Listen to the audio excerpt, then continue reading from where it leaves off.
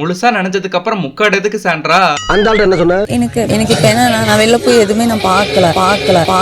ஏன்ட்ட என்ன சொன்ன? ரம்யா, நீ பார்த்தது தப்பு. நீ ஏதோ அரைக்குறையா பார்த்து வந்திருக்க. I promise on my kids, அந்த கண்டென்ட் ஃபுல்லா நான் பார்த்திருக்கேன். அவனை பத்தி தான் தெரியும்ல, ரொம்ப உண்மையா பேசுவான். சாண்ட்ரா ஸ்கேம்ரா ஆன தருணம்ல எல்லாரும் வீட்டுக்கு வரப்ப அவங்கவங்க வாயிலே வெளி வருது.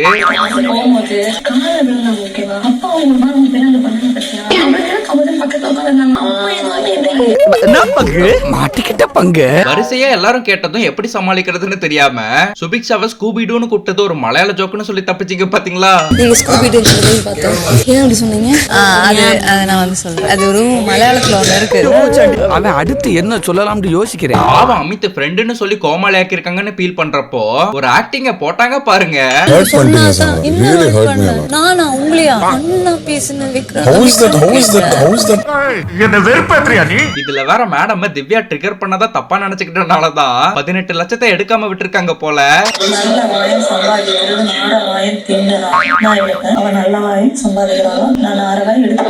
இவன் டம்மி தான் போல இருக்கு. நல்ல வேலை அது வினோத்துக்கு போச்சு. நல்ல வேலை.